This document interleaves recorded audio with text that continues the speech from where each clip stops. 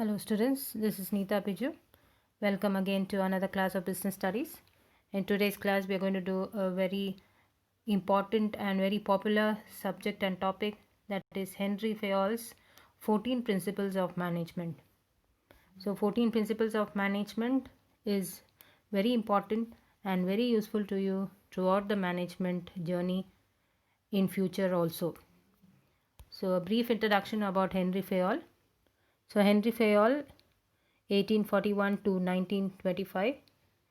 He was an mining engineer and management theorist, a French by nationalist. He was graduated from Mining Academy at Saint Antoine in 1880. His contributions are mainly the 14 management principles, which are referred to as administrative in nature, in that they have top and down approach concerning top management and other managers conduct also.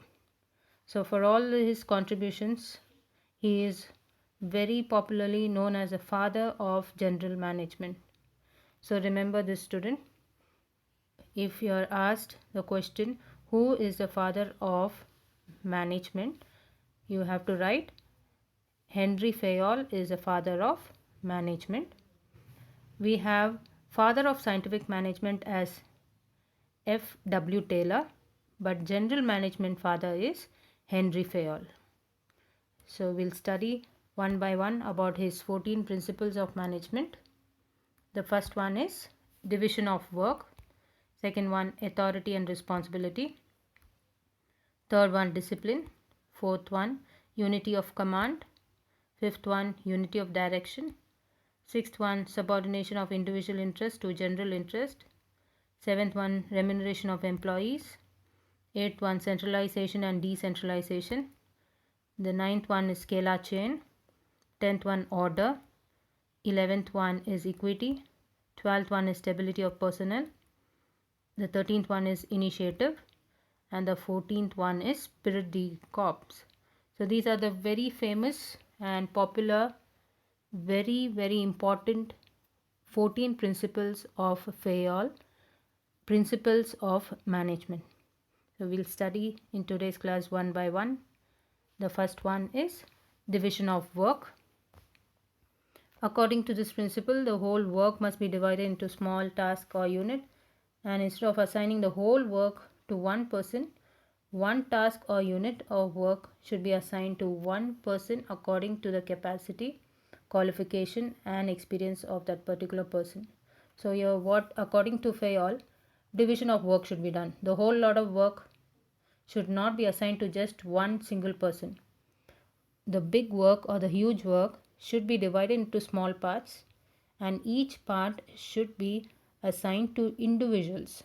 That is what is called as division of work according to Fayol. So when a person is performing a part of job again and again, he becomes an expert, perfect and specialized in doing that particular job efficiently, and he will improve in every level.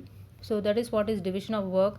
According to Fayol, every work should be divided and work should be assigned to each individual according to their capability and capacity, according to their qualification and specialization. That is what Fayol meant.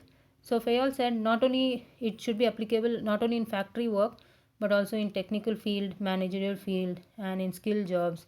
Everywhere job should be divided, task or work should be divided into small segments, small departments, different departments like finance department, marketing department, and each expert and specialized people, qualified people should be assigned with that particular job, so that job will be completed efficiently and effectively. The next principle according to Fayol is authority and responsibility.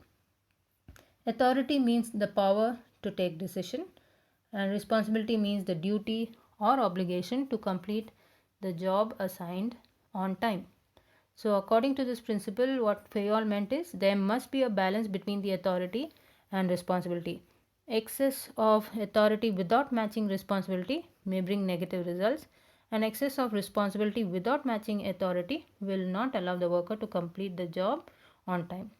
What Fayol is saying is authority is the power and responsibility is the duty. So when one person is given the power, he should also be assigned at the same time with the duty or responsibility. Only authority, it will be misused by a person.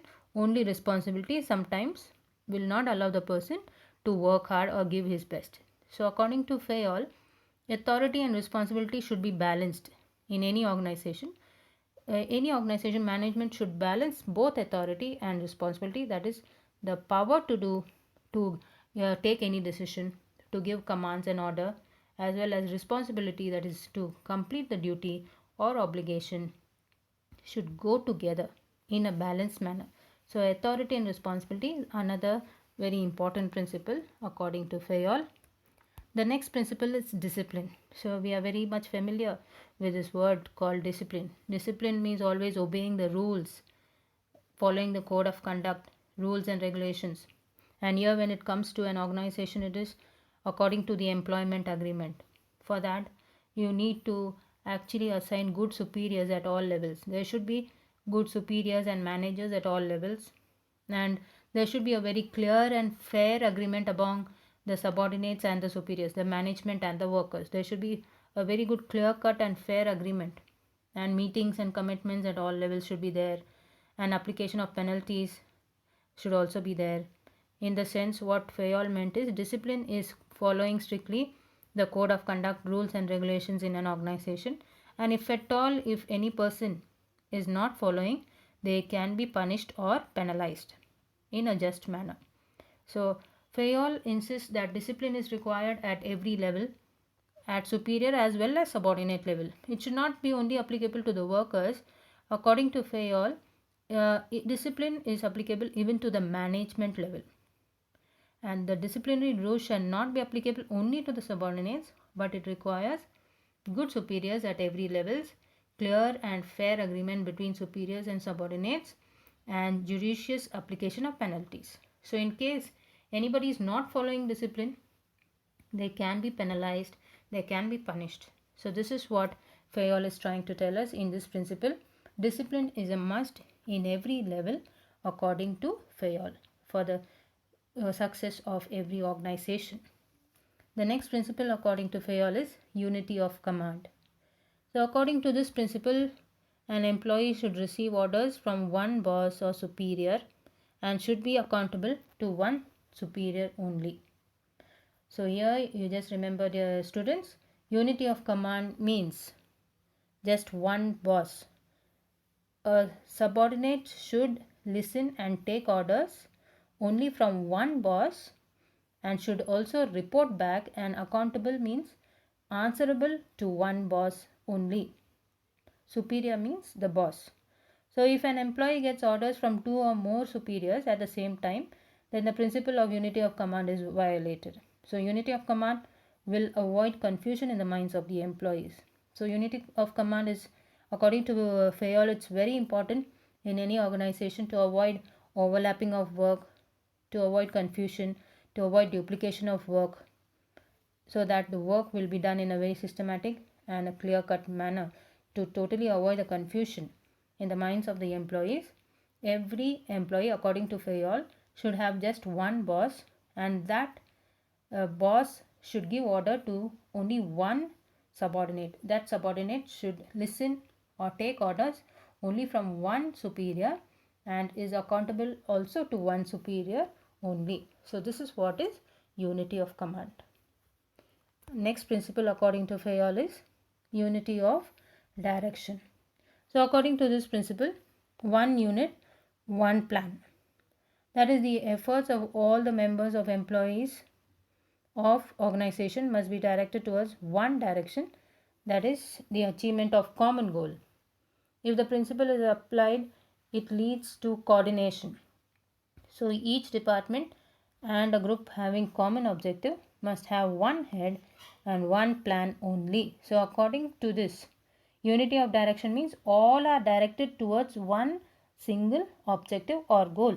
There may be different departments, there may be different activities, there may be different people and workers and staff, but all should aim at one single organizational goal, and that is what is called as unity of direction according to Fayol.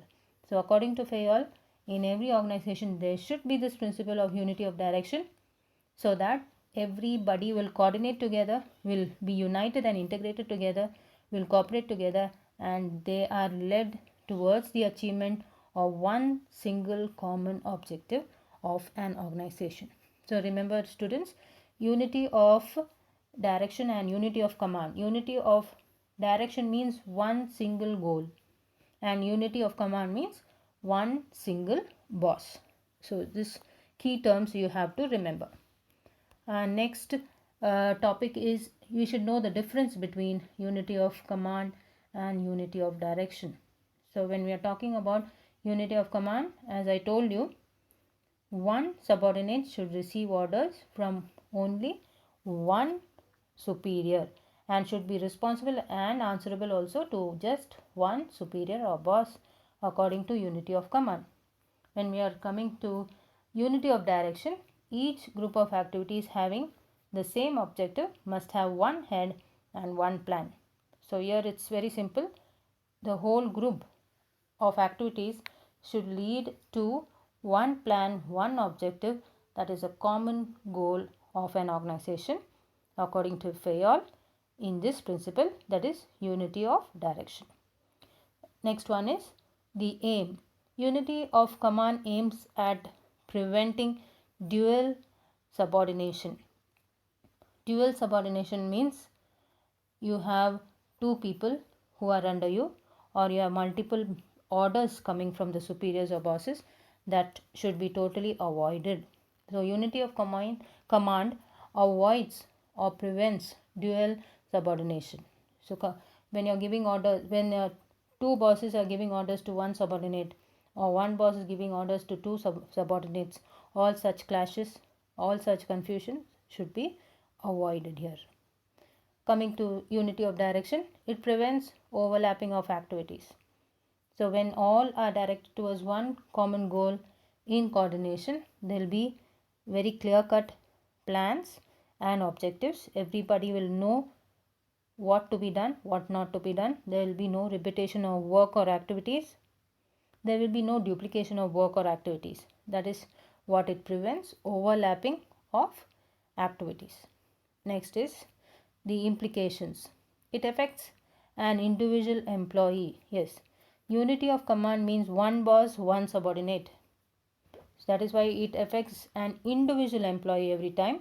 An employee or a worker or a subordinate should take orders only from one single boss and is also accountable to that same one single boss. Unity of direction, it affects the entire organization, of course, because it is concerned with the objective or organizational goal, common goal. So it affects the entire organization. All the activities, all the individuals, all the departments are coming together unitedly, and they are directed towards one single common goal. So this is the difference between unity of command and unity of direction. That's all for today's class, dear students. In our next class, we'll be continuing with the rest of the principles of Fayol. Thank you.